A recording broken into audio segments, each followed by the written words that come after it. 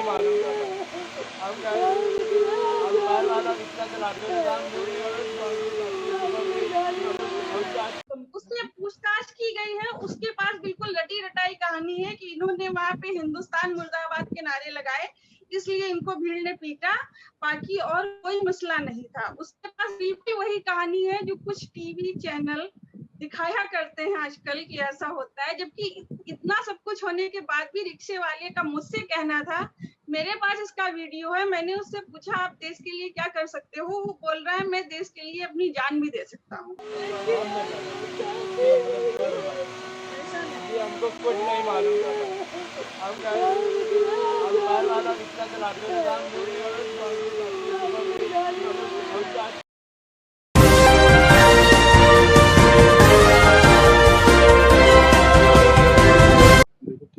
पलपल news से मैं हूं आपके साथ नदीम अकरम। कानपुर के थाना 12 से जो तस्वीरें सामने आई वो यकीनन डरा देने वाली भी थी, क्योंकि लगातार देश में जो एक माहौल बनाने की कोशिश की जा रही है और ये जो वहशी भीड़ है तब ज्यादा खूंखार हो जाती है जब इन्हें एक समुदाय के ऊपर हमला करना हो और अपनी हिंदू मुस्लिम की राजनीति को चमकाना हो। इसी का शिकार जो है एक कानपुर का गरीब मुस्लिम रिक्शा चालक होता है, जिसको बुरी तरीके से मारा पीटा जाता है, गलियों में घुमाया जाता है और उसकी बेटी बिलखती रहती है, पर हैवानों के हाथ नहीं रुकते।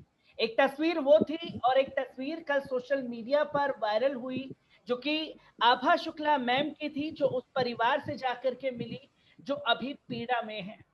दो तस्वीरें आपके सामने हैं। एक तरफ वो वहशी हैवान थे जो घटना को अंजाम दे रहे थे, तो वही दूसरी तरफ तस्वीर जो है वो आभा शुक्ला जैसे लोग भी थे जो इन लोगों के मुंह पर करारे तमाचे जड़ रहे हैं। मैम, कल आप जाकर के परिवार से मिले, परिवार का जो दर्द है वो किस तरीके से अभी उस दर्द से जी रहे हैं, और दूसरा इस खबर को आप किस तरीके से देखती हैं और समझती हैं? सर, वो उनकी जो फैमिली है वो इस समय तो फिलहाल बहुत ड्रामा में है। उनकी बच्ची है, बच्ची के सामने, जिस बच्ची के सामने उसके फादर को इस तरीके से मारा पीटा गया है, उनका टाट का घर है जो कि प्लास्टिक से कवर्ड है। तो उस लड़की को ये लगता है कि रात में भी भीड़ आ सकती है, किसी भी समय भीड़ आ सकती है। पहले तो वो बहुत ज्यादा खामोश थी। जब मैंने उसको बहुत बुलवाया और उससे मैंने पूछने की कोशिश की कि वो कल से लगातार क्यों रोए जा रही है, तो बस उसने कांपते हुए सिर्फ इतना कहा कि वो लोग फिर आएंगे दीदी, वो लोग फिर आएंगे। तो उनकी उनकी फैमिली का बहुत बुरा हाल है। गांव से उनकी माँ आई है, भाई आए हैं, और मुझे लगता है उनकी माँ की तो स्थिति ये है कि उन्होंने अपने अपने बेटे के जीने की आस ही छोड़ दी है। उनको ये लग रहा है कि अगर मैं आगे बढ़ूंगी, मैं इसमें और कुछ केस में करूंगी, तो बहुत पॉसिबल है कि मेरे बेटे के साथ कोई अप्रिय घटना हो सकती है। ये घटना का डर जो है परिवार को लगातार सता रहा है। आप वहां मौजूद थी, आपने जमीनी स्तर पर लोगों से भी बात की है, क्योंकि मीडिया के जरिए ये खबर बताई जा रही थी कि सद्दाम, सलमान और एक मुकुल नाम का लड़का है वो जबरन जो है धर्मांतरण करा रहा था। ये तस्वीरें बताई गई जिसमें से ये सलमान के रिश्तेदार थे, उन्हें पकड़ा गया, उन्हें मारा गया। कितनी सच्चाई है जो मीडिया के दावे, खासतौर पर गोदी मीडिया ये लगा रहा है कि ये जबरन धर्मांतरण करा रहे थे। पुलिस वालों ने ये बयान दिया नहीं कि जबरन धर्मांतरण का कोई मामला नहीं है, फिर भी मीडिया जो है इसे जबरन धर्मांतरण के तौर पर जोड़ करके दिखा रहा है। जमीनी हकीकत क्या है मैम वहां की? बिल्कुल फेक न्यूज है ये। मैं कल 3 पक्षों से मिली। एक तो पीड़ित रिक्शा चालक, दूसरा सद्दाम और सलमान की फैमिली, और तीसरा वो हिंदू परिवार जिसने ऐसा आरोप लगाया है। मेरे पास उस महिला की वीडियो रिकॉर्डिंग है, मैं उसको जारी कर सकती हूँ। उसमें उसने मुझे ये बताया है कि सलमान सलमान यहाँ गौर करिएगा, सलमान सिर्फ 14 साल का बच्चा है। सलमान ने अपनी शादी का प्रपोजल भेजा था लड़की की माँ के पास, उसकी बड़ी वाली बेटी के। इतनी सी सिर्फ बात थी, एक सीधा सा शादी का ऑफर था जो वो बता रही है। इसमें भी अभी कितनी सच्चाई है मैं इस पे नहीं कह सकती। इसी बात को खुद कह रही है कि इस बात पे मैंने धर्मांतरण का केस करवाया। वो खुद इस बात को स्वीकार कर रही है, मेरे पास इसका एविडेंस है। वो ये खुद किताबों को सामने रख रही हैं। पहले ये बताने की कोशिश की जा रही थी, पहले परिवार वाले राजी थे मैम, जो ये रिश्ता प्रस्ताव, तो अगर परिवार वाले राजी होंगे तभी कोई रिश्ता भेज सकता है, पर यहाँ जबरन धर्मांतरण से जोड़ करके पूरी कहानी को पलटा जा रहा है। किस तरीके से देखा और समझा जा सकता है, जो लोगों की अब सोच बन चुकी है कि अगर हमें इसमें कोई एंगल ढूंढना है तो हिंदू मुस्लिम एंगल ढूंढ दो। देखिए, उनका विवाद बहुत पुराना था। दीवार को लेके विवाद उनका शुरू हुआ था, जो उन लोगों ने पास लगा रखा, धीरे धीरे बढ़ता गया। और आजकल आप ये जो माहौल देख रहे हैं, एक्चुअली आज मुसलमान किस स्थिति में जी रहा है, इसको समझने के लिए आपको मुसलमान होना पड़ेगा। आप एक हिंदू के तौर पे इसको नहीं समझ सकते हैं। यहीं से कहीं से उसको ये प्रेरणा मिली कि अगर मैं ऐसा करती हूँ तो अभी सारे संगठन मेरे साथ आ जाएंगे, और वही हुआ। उस दिन भीड़ को वही महिला लीड कर रही थी। अगर आप वीडियो देखेंगे तो आप खुद ही जान जाएंगे कि भीड़ को उस दिन वो महिला खुद ही लीड कर रही थी। भीड़ को मैम वो खुद ही लीड कर रही थी, पर एक तस्वीर और वीडियो और भी सामने आए जिसमें वो खुल करके जो है गलियों में उपद्रव मचाते हुए दिखाई दे रही हैं बजरंग दल के लोग। एक पेड़ पर इस्लामिक झंडा लगा होता है, उसे उतारते हैं, उसे जलाते हैं। ये किस तरह की नफरत बीते कुछ सालों में देखने को मिल रही है। ये सिर्फ मुसलमानों से तो नफरत नहीं हो सकती, इन्हें अफीम ऐसी पिलाई गई है जिससे वो सिर्फ नफरत पर उतरे हैं गलियों में, क्योंकि कई जगहों पर उन्होंने हिंसक झड़पों को भी अंजाम देने की कोशिश की थी।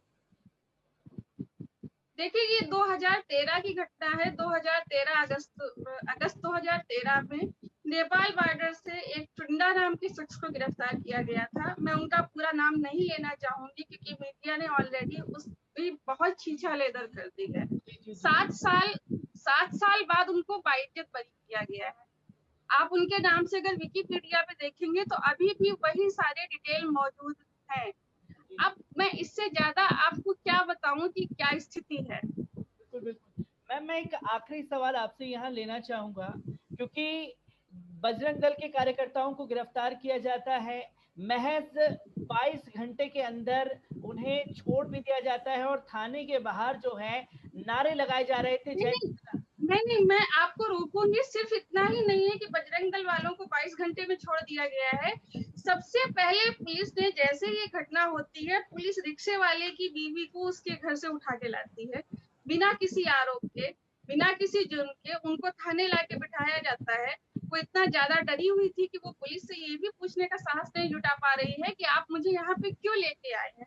उसके बाद पुलिस वालों के सामने रिक्शे वाले की पिटाई होती है, जहाँ पे मौके पे लोकल विधायक का बेटा भी था, जिसका नाम कोई भी मीडिया कर्मी अभी तक नहीं ले सका है। और उसके बाद मारपीट होती है। मारपीट के बाद पुलिस ले जाती है रिक्शे वाले को। ले जाने के बाद मुझे कल जो लगा, मैंने देखा कि उनके जिस्म पे बहुत सारी चोटें हैं और शायद उनकी एक पसली टूट गई है, क्योंकि बहुत स्वेलिंग है, उनको बहुत दर्द है। मेडिकल कराया गया, मेडिकल में उनका एक्सरे नहीं करवाया गया, चोटें किस तरह की थी वो उनको नहीं दिखाया गया। दर्द से 24 घंटे से वो तड़प रहे थे। कल मैं पहुंची, इसके बाद मैंने उनको और उनकी बच्ची को, जो कि बुखार से तप रही थी, उनको दवाई दिलाई।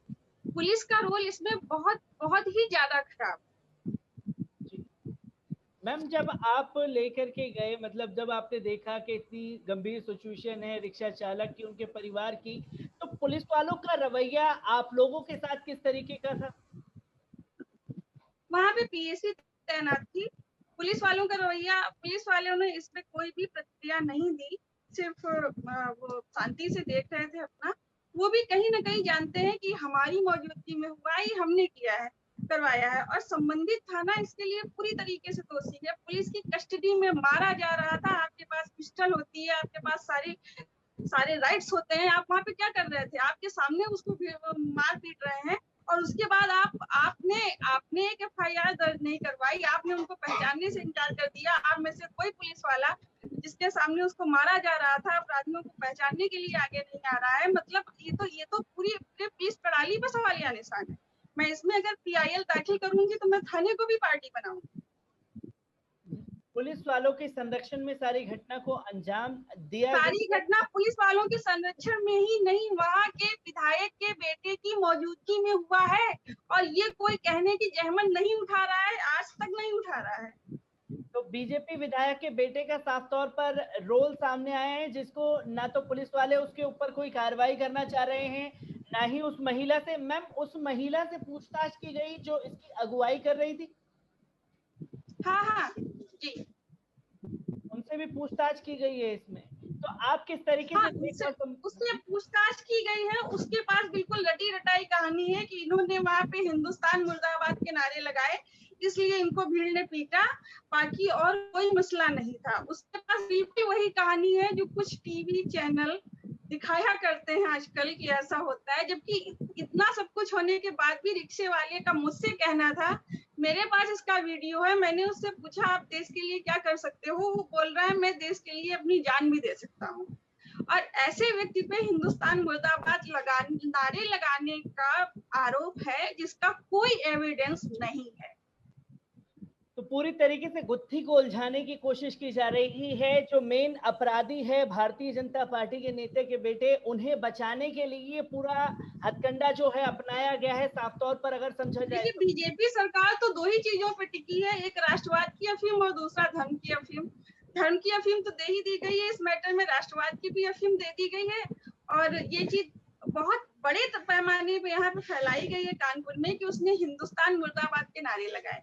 आप किसी भी प्रत्यक्षदर्शी से पूछ लीजिए जो बजरंग दल से ना जुड़ा हो, कोई इस बात की पुष्टि नहीं करता है।